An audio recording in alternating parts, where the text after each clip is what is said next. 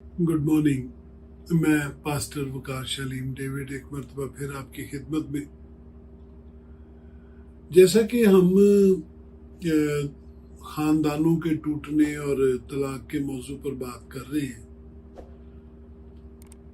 तो इसमें जो अगला मौजू है, आज का मौजू जो है वो बड़ा सेंसिटिव है।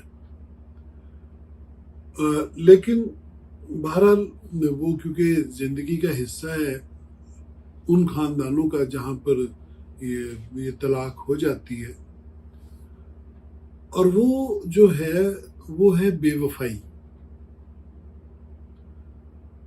दोनों में से किसी एक का, जो ब्याहता जोड़ा है, मर्द या औरत, उन दोनों में से किसी एक का बेवफा हो जाना। इसके कुछ मुख्तलिफ अवामिल होते हैं,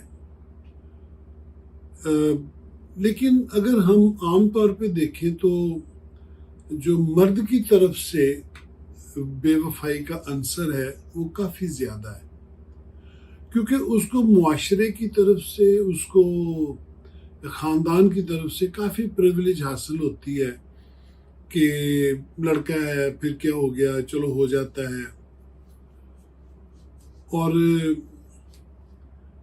हमारे मुआशरे में भी बड़े बूढ़े तो किसी हद तक कंडेम करते हैं, लेकिन मुआशरे में आम तौर पे इनको कंडेम नहीं किया जाता। औरत की तरफ से जो बेवफाई का पोर्शन है वो नहायत कम है लेकिन बहुत कम है। और हम आवारगी की बात नहीं कर रहे, ये आवारगी आगे चल के बन जाती है, लेकिन हम एक्चुअली बेवफाई की बात कर रहे हैं। क्योंकि बेवफाई इसलिए कि आवारगी तो मिजाज की है ना, बेवफाई रिश्तों से बंधी है। मियाँ बीवी पाबंद हैं एक दूसरे के। मिसाल में इसके लिए बहुत खूबसूरत कलाम है। मर्द के लिए लिखा है कि तेरी मोहब्बत कितनी भी ज्यादा हो, वो गलियों में बहने वाली हो, तो भी तू अपने पार्टनर तक महदूद रहे। लोग कहते हैं ना, मुझ में मोहब्बत का जज्बा बहुत है, तो बाइबल कहती है वो जज्बा दरिया की मानिद भी हो तो भी वो पार्टनर तक महदूद रहना चाहिए। और बीवी को हुक्म है कि उसका जो हुस्न है वो उसके खामिंद को हमेशा अपनी तरफ मतवज्जो रखे। यहाँ पर दोनों की जिम्मेदारियां हैं कि वो दोनों एक दूसरे के लिए अपने आप को मेंटेन रखें, अपना ख्याल रखें, और दोनों एक दूसरे की तरफ मतवज्जो रहें। जैसे कि हमने इससे पहले बातें की कि खानदान जो है वहाँ पर बोझ हो जाता है, वो बोझ डाल देते हैं, बेजोड़ रिश्ते हो जाते हैं। फिर गमे रोजगार का भी हमने जिक्र किया। हर चीज के साथ साथ मियाँ बीवी को, खाविंद को और बीवी को बहरहाल एक दूसरे में दिलचस्पी लेनी चाहिए, उनको एक दूसरे की तरफ मतवज्जो रहना चाहिए। लेकिन फिर देखने में दो चीजें आती हैं आमतौर पे। एक तो ये कि जो खाविंद है वो नशा करता है, वो आवारगी करता है, वो दोस्तों के साथ वक्त गुजारता है, वो घर नहीं आता, और फिर इसी तरह वो अपनी जिम्मेदारियां पूरी नहीं करता, वक्त पे चीजें ला के नहीं देता, और अगर चीजें ला देता तो खुद अवेलेबल नहीं होता। फिर कई सूरतों में उसके अपने रिश्तेदार बहुत ज्यादा प्रायोरिटी रखते हैं, बीवी तन्हाई में जिंदगी बसर करना शुरू हो जाती है। उस सूरत में बाज़ौक़ात, सब नहीं, बाज़ौक़ात जो बीवी है उसका ध्यान कहीं इधर उधर होता है और फिर बेवफाई हो जाती है। اسی طرح آدمی جو ہے، جو خاوند ہے،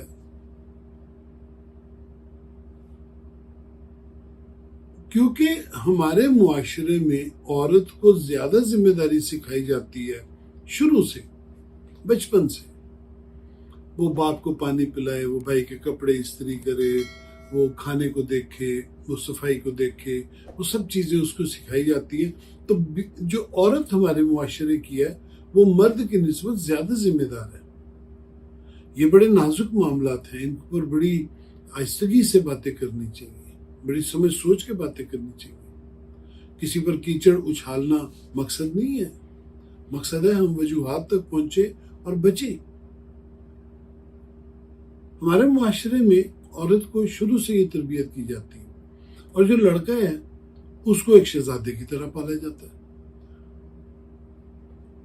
اس طرح جب ہم دیکھتے ہیں شادی شدہ زندگی کو، اور پھر ہم دیکھتے ہیں کہ لڑکا آوارگی کی طرف چلا جاتا ہے، اور یہ نہیں کہ وہ بیوی کے سبب سے ادھر چلا جاتا ہے، وہ پہلے ہی آوارہ ہوتا ہے.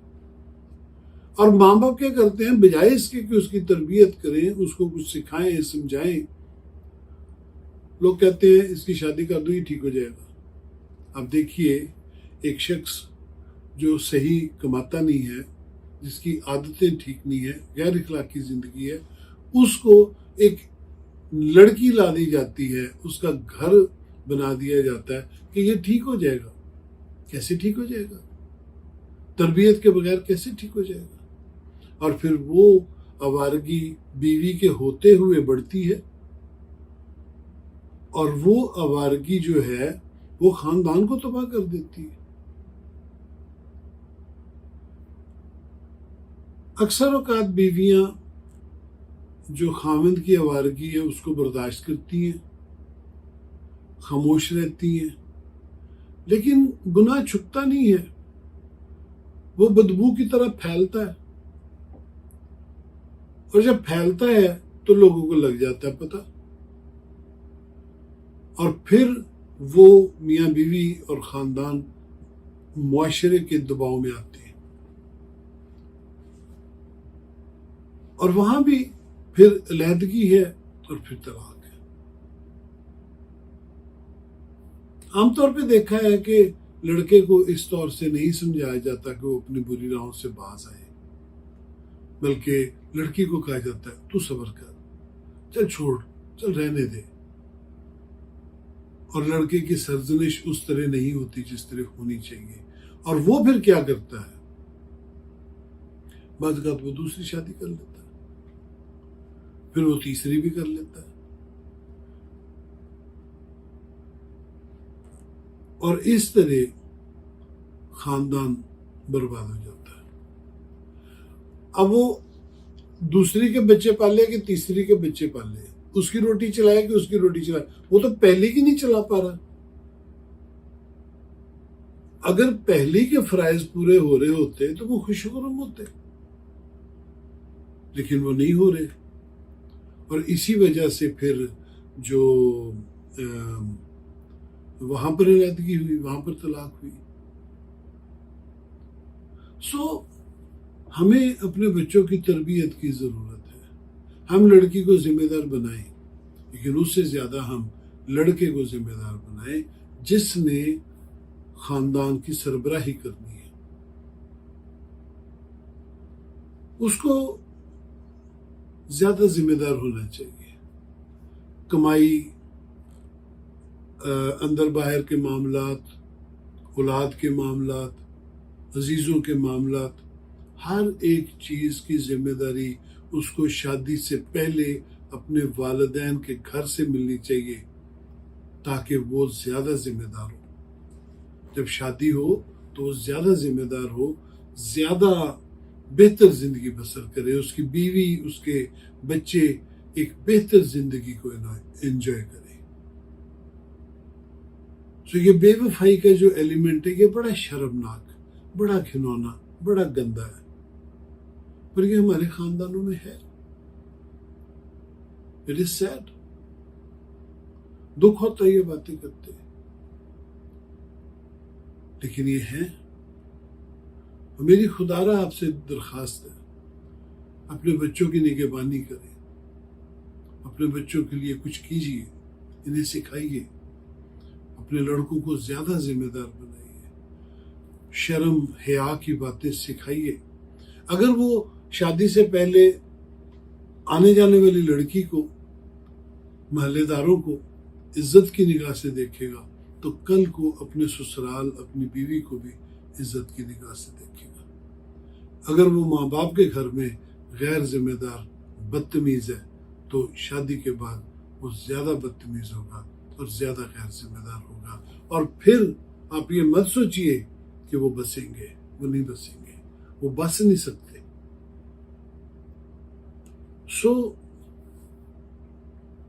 اپنے خاندانوں پر نگاہ کیجیے۔ خداوند آپ سب کو سمجھنے والا دل عطا کرے۔ اپنی نسل پر رحم کیجیے، اپنی نسل کی فکر کیجیے۔ خداوند آپ سب کو برکت بخشے، جیتے رہیں۔